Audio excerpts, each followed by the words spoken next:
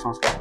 Dok, sebelum kita mulai dok, boleh tahu nggak sih dok, dokter ini nama lengkapnya siapa gitu dok? Oh, lengkapnya dengan gelar mungkin Dokter Gaga Irawan Nugraha, MGizi SPGK. MGizi SPGK, artinya tuh spesialis gizi ya dok? Ya, jadi artinya saya magister gizi sekaligus juga spesialis gizi klinik. Yang saya tahu tuh kalau misalkan belajar kedokteran tuh lama banget lulusnya. Ya. Nah, apalagi dokter ahli gizi ya, itu gimana sih dok biasanya? Apa bener lama? Ya, jadi kalau saya kan pendidikan itu beberapa tahap. Yang pertama saya sekolah S1 untuk sarjana kedokteran 4 tahun. Kemudian profesi jadi dokter 2 tahun. Udah 6 tahun tuh. Kemudian tambah lagi ngambil S2 2 tahun. Dan spesialis 1 tahun, 3 tahun S2 dan spesialis. Sudah berapa? 9 tahun. 9. Tambah saya juga sekolah S3. Wah, dokter S3 juga ya? S3 juga. Dokter berarti ini? Dokter, sekitar 4 tahun. Oke. Jadi memang lama sekali saya sekolah terus. Pasien dokter tuh kebanyakan keluhannya tentang apa sih dok kalau dokter ahli gizi itu? Kalau saya, yang saya tangani, yang pertama, 2 sebetulnya. 2? Kan? 2 macam aja. Yang pertama, orang yang lebih gizi. Lebih gizi? Termasuk di situ obesitas, ada juga yang diabetes, hipertensi, dan kelainan jantung dan sebagainya. Yang kedua yang kurang gizi. Oh, hipertensi dok. Hipertensi itu apa sih dok? Bisa jelasin dikit nggak sih tentang hipertensi? Nah, jadi kalau hipertensi itu 2 sebenarnya. Yang pertama di perifer, yaitu di pembuluh darah. Pembuluh darah perifer ini mungkin menjadi tertekan, ya, atau juga tadi fleksibilitasnya menurun, gitu ya. Terutama sebetulnya pada orang pertama karena usia tua, dia menyebabkan fleksibilitas menurun. Yang kedua, dia karena obesitas. Obesitas ini menyebabkan si pembuluh darah tertekan oleh lemak di mana-mana, ya, itu juga bisa menyebabkan hipertensi. Selain juga obesitas menyebabkan peradangan atau inflamasi kronis. Nah, itu gejalanya biasanya gimana sih dok kalau darah tinggi? Apakah memang bisa dilihat dari luar atau dia lebih capek atau gimana? Bisa. Gini, darah tinggi hipertensi itu kan yang diukur sebetulnya tekanan darahnya. Pakai alat namanya sphygmomanometer, tensian gitu kan. Ini ya. Tensi darahnya kan. Ada sistol, ada diastol. Nah, itu tinggi dan rendah tidak bisa ditentukan karena misalkan gini, seseorang tensinya biasa 150. Oke. Awalnya mungkin sakit kepala 150, tapi kalau dia sudah 2 tahun 150 terus, dia tidak merasa sakit kepala. Wah, itu yang bahaya dong. Udah nggak bisa berasa. Karena gini, orang itu, tubuh itu bisa beradaptasi dengan rasa sakit, beradaptasi dengan rasa tidak nyaman. Kalau dalam waktu lama dia begitu, akhirnya tidak terasa tuh sakit kepalanya, udah hilang tuh sakit kepalanya. Tapi tetap bahaya kan? Padahal tensinya tetap tinggi Dan bahaya sekali. dan bahaya. End results-nya atau yang terburuknya darah tinggi itu emang bisa, apakah benar bisa meninggal atau bisa apa sih dok akibat dari darah tinggi itu? Dari darah tinggi itu nomor 1 yang paling ditakuti adalah pecah pembuluh darah di otak. Yang disebut dengan stroke atau menyumbat. Pecah atau menyumbat. Itu yang pertama, ke otak. Itu yang menyebabkan stroke. Yang kedua, kalau seseorang hipertensi dalam jangka waktu yang lama, maka ginjalnya jebol. Jadi bayangkan ginjal itu adalah tempat nyaring darah. Saya sederhananya gitu aja. Ginjal itu tempat nyaring darah. Kalau tempat nyaring darah itu berarti dia sangat kecil pembuluh darahnya, kecil sekali, ukurannya mikron. Nah, dikasih tekanan tinggi terus, apa yang terjadi? Oke. Maka akhirnya si saringannya jebol, fungsi ginjalnya akan menurun. Kurang lebih setengah yang cuci darah tuh di sini ada unit cuci darah di rumah sakit ini itu karena hipertensi. Karena ya ibarat tadi ke ginjal itu kecil pembuluh darahnya tapi dipaksa tekanan yang gede. Ini jebol. Pertama ke pembuluh darah ke otak, stroke, pecah tadi ya. Itu juga sama, pecahnya di pembuluh darah yang kecil kan. Oke. Berarti kan dari pembuluh darah besar pecah dia. Oke. Yang kedua di ginjalnya jebol. Akhirnya dia harus cuci darah, menggantikan fungsi ginjalnya pakai mesin. Yang berikutnya satu lagi, tensi yang terus tinggi itu akan bermasalah di jantung. yang disebut dengan payah jantung. Payah jantung. Penyakit jantung kongestif. Jadi sebenarnya ini tuh nyambung semua ya dok. Tadi kan kita ngomong jantung, habis itu hipertensi itu sebenarnya nyambung semua. Karena stroke. Kan darah itu kemana-mana, kan dia harus memompa darah. Kalau ke otak, jebol pembuluh darah kecilnya. Ke ginjal, jebol juga pembuluh darah kecilnya. Kalau ke jantung, itu beda lagi masalahnya. Jantung itu kan mompa darah ya. Dia harus begini, mompa darah. Nah, kalau semuanya normal, tentu nggak akan bermasalah si jantung. Tapi kalau dia di mana-mana dipompa seperti biasa, tapi nyumbat di mana-mana, bukan menyumbat, terpijit di mana-mana, terpencet di mana-mana. Sepertinya kalau kita nyiram di selangnya ya. Nah, lama-lama kan jantungnya juga kecapean. Akhirnya jantungnya bengkak. Namanya jantung kongestif. Penyakit jantung kongestif. Akhirnya orang ini akan menjadi susah untuk bernafas karena apa? Pernafasan juga kan berdaya sama jantung, tapi jantungnya pompanya udah makin lemah.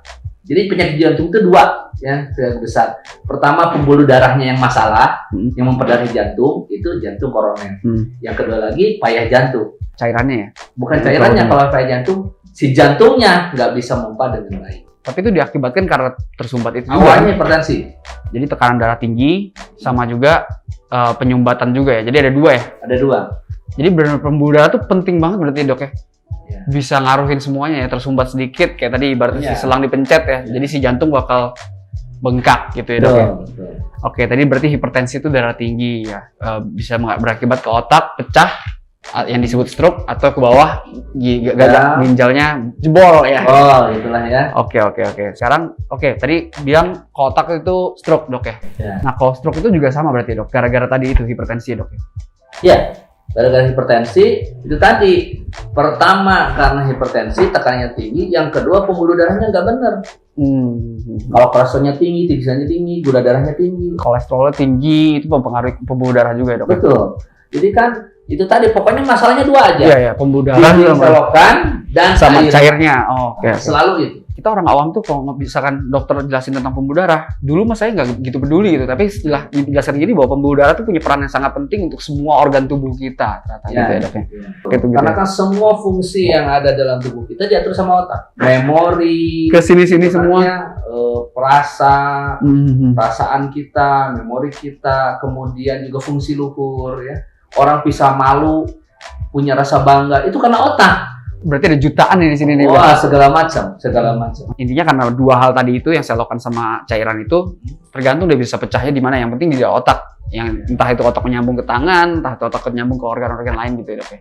Jadi kalau misalkan saya jabarkan lagi, jadi ibaratnya kalau kita gaya hidup nggak bagus, makan sembarangan segala macam, itu bisa menimbulkan cairan darah kita jadi kental, atau tadi ibarat selokan yang airnya kental, atau misalkan salurannya jadi banyak plaknya atau banyak semen yang tidak beraturan gitu ya dok ya. Betul. Nah kalau sampai penyumbat itu di pembuluh darah yang ke jantung, itu bisa jadi jantung koroner ya dok ya. Betul. Karena perdarahan darahnya nyangkut di situ. Iya. Nyangkut di situ. Oke dok. Selama ini kita udah beberapa kali zoom ya dok ya. Kita bicarakan tentang produk yang baru ini. Dokter juga sudah mempelajari ingredient di dalam produk ini yang masih dibilang baru ya di Indonesia. Nah, kebetulan saya bawa nih dok dokumennya, langsung surat sertifikasi dari pabrik kita tentang ingredient-ingredientnya. Nah, ini dokter bisa lihat. Ini sertifikasi dari pabrik dan juga sertifikasi tentang ingredient utama dari produk SOP Alpha ini. Boleh nggak sih dok, karena dokter udah dapat dokumen ini, bantu jelasin saya dan bantu jelasin kita tentang secara brief aja benefit produk ini tuh apa aja sih gitu. Ini saya baca dulu ya. Ya. Jadi salmon ovary peptide itu berdasarkan judul itu sebetulnya dia diambil dari membran telur salmon dan isinya itu macam-macam. Tetapi yang utama adalah protein. Ya. Yang utama adalah protein yang mengandung berbagai asam amino. Ya. Saya dapat bilang bahwa salmon ovary peptide itu adalah makanan yang mengandung zat gizi. Ya. Jadi nggak usah khawatir mengkonsumsi ini, karena ini adalah zat gizi. Tetapi ada keistimewaannya di salmon ovary peptide ini. Pertama, kandungan asam aminonya lengkap. Yang kedua, dia tinggi salah satu asam amino, yaitu hidroksiprolin. Sehingga dia lebih mudah menjadi kolagen. Nah itu apakah dia bisa membantu? Kan kalau dokter tadi kan bilang pasiennya ada banyak juga tuh, ada diabetes, ada yang pembuluh darah, penyakit jantung. Apakah memang itu bisa membantu si salmon ovari peptide ini, dok? Kan gini logikanya. Kenapa perusahaan di Jepang gitu ya sampai mau memproduksi dalam produk massal dan dipromosikan sebagai sesuatu yang istimewa? Kan susah amat ya. itu. Udah salmonnya, telurnya juga membrannya lagi. Ternyata tadi keistimewaannya dia hidroksiprolinnya tinggi. Kemudian si perusahaan itu melakukan risetnya pada manusia. Pada manusia dia melakukan beberapa riset pada manusia, dan ternyata ada wanita kebetulan usianya antara 35 sampai 48 tahun diberikan salmon ovari peptide ya. Nah, ternyata keluhannya hilang tuh. Dalam setelah dikasih 8 minggu, yang tadinya pegel-pegel hilang, yang kemudian tadinya tidak bugar menjadi lebih bugar, gitu ya. Keluhan suka lemes-lemes menjadi lebih segar. Nah, itu ada hasil penelitiannya, dan ternyata secara subjektif keluhannya berkurang. Kemudian ada ternyata penelitian lanjutan yang lebih objektif. Jadi dia ukur pada orang-orang itu pada fleksibilitas dari pembuluh darahnya. Nah, jadi orang itu kalau berdasarkan usia itu memang pembuluh darahnya akan menjadi lebih kaku, tergantung gaya hidup sebenarnya. Makin fleksibel pembuluh darahnya, maka dia akan lebih tahan untuk tidak hipertensi. Makin fleksibel dia lebih tahan untuk terhindar dari penyumbatan pembuluh darah. Salah satu yang menyebabkan pembuluh darah itu menjadi tersumbat dan kemudian menyebabkan keluhan penyakit jantung ataupun stroke adalah karena terjadi pengerasan pembuluh darah. Pembuluh darahnya makin kaku, sehingga setelah kaku kemudian lebih mudahlah menyumbat. Sebetulnya pembuluh darah itu kalau saya umpamakan sama seperti solokannya, ada selokannya dan ada airnya. Jadi kalau ingin aliran darahnya lancar, harus dua tuh. Yang pertama, di selokannya itu harus mulus dindingnya. Yang kedua, isinya, airnya juga harus bersih. Nah, kalau bilang air ini seperti dalam darah kita.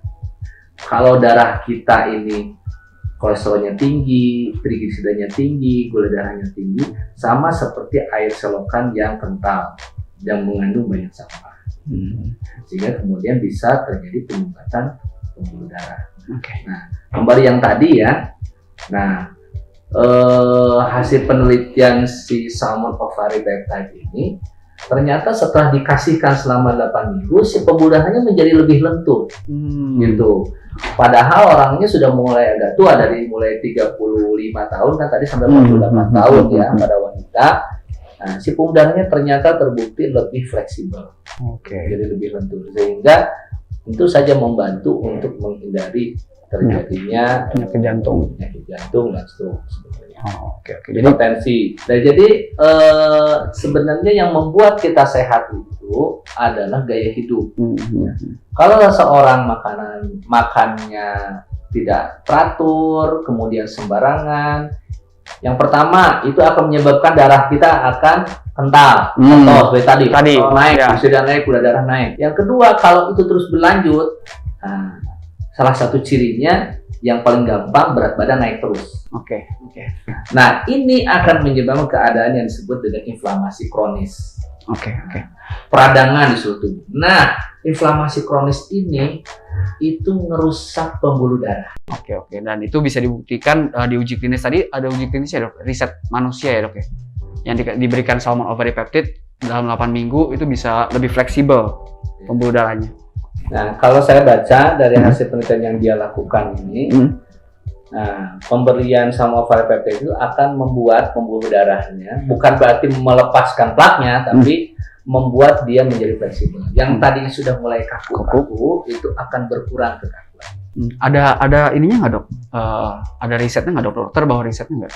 Jadi dia melakukannya dibagi 2 kelompok selama 8 minggu. Ada yang diberikan salmon fighter, ada yang tidak. Jadi ternyata pulse wave aging index.